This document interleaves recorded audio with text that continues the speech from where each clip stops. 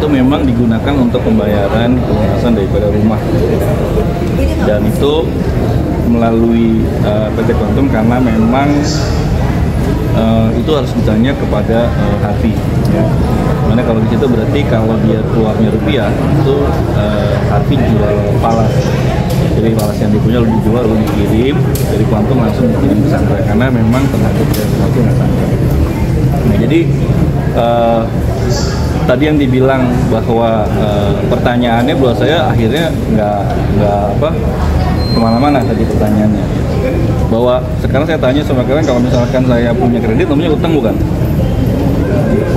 Ya utang. Nah, lalu ditulis beritanya sebagai pembayaran utang kan itu karena dari Harvey yang kasih perintahnya kepada CSI. Jadi framingnya keterlaluan. Nah, di sisi yang lain berkaitan dengan bukti-bukti yang lain tadi jelas terhadap perhiasan ya. Ada satu perhiasan yang itu adalah diberikan sebelum pernikahan. Yang itu jelas kalau di dalam surat dakwaan itu di luar daripada tempus. Ya.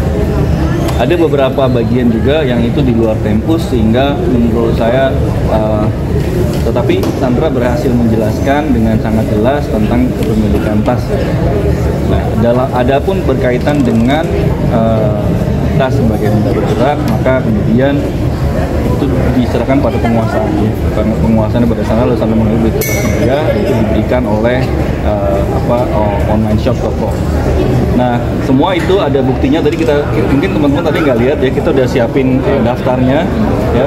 Tas ini namanya apa, lalu diberikan oleh toko apa, postingan Instagramnya itu ada semua fotonya. Jadi nanti dalam persidangan yang tadi diminta oleh hakim untuk kami melakukan pembuktian, kami akan lampirkan itu dengan secara detail berkaitan dengan tas-tas tadi, lalu pembeliannya dari siapa aja.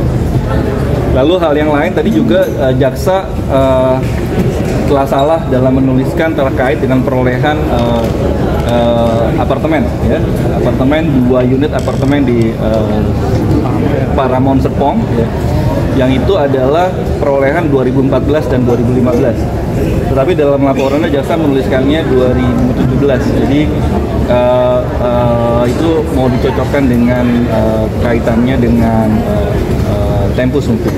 Tapi kalau dilihat di dalam perjanjiannya memang perolehan daripada apartemen tadi itu berdasarkan perjanjian dengan Paramount Serpong selama 1 tahun itu Sandra berhak atas 1 unit.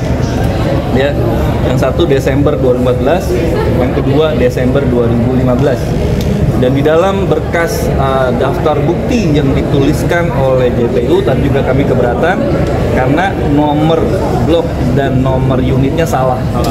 Jadi kalau nomor blok sama nomor unitnya salah, jangan sampai nanti punya orang yang disita, orang jadi punya masalah gara-gara ini.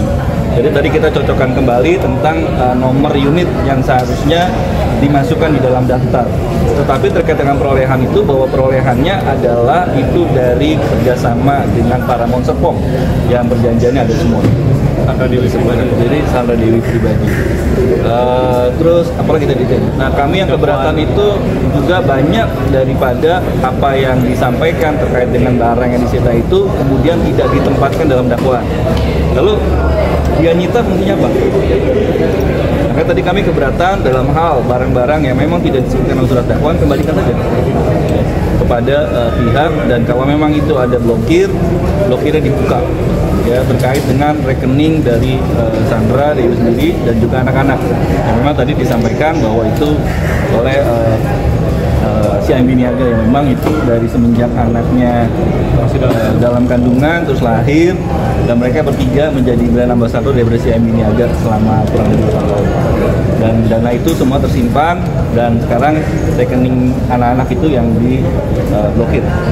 Itu tadi kita minta ada fair juga ada rekening anak-anak dibuka. Dan itu kan untuk kebutuhan anak-anak dibuka, itu tabungan untuk anak yang tidak terkait dengan perkara itu.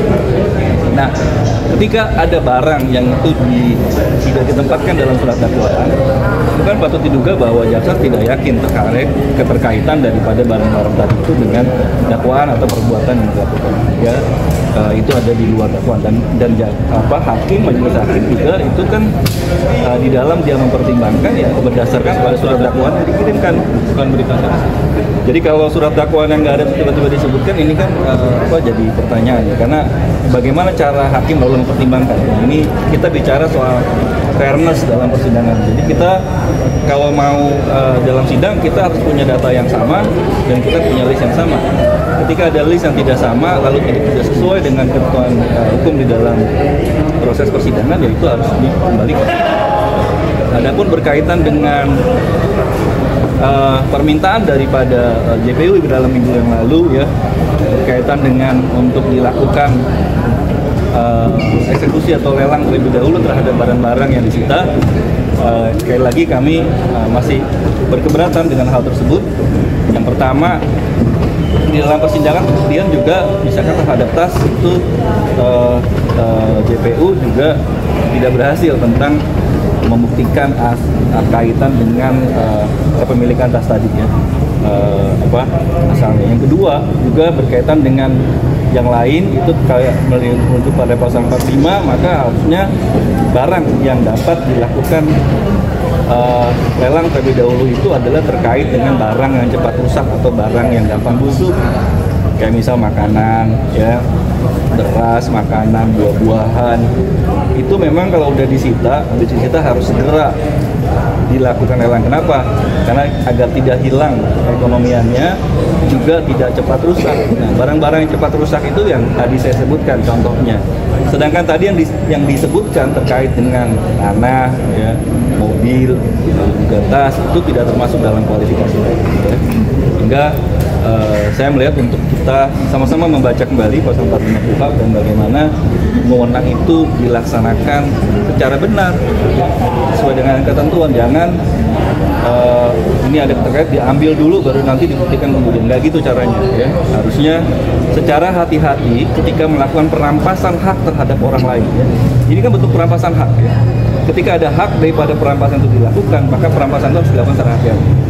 Ketika perampasan hak orang lain dilakukan secara serampangan, nah ini yang namanya adalah penerapan draconian law measures. Hal yang harus dilarang di dalam tindakan hukum adalah melakukan draconian, ya, sewenang-wenang, dan itu nggak boleh dilakukan.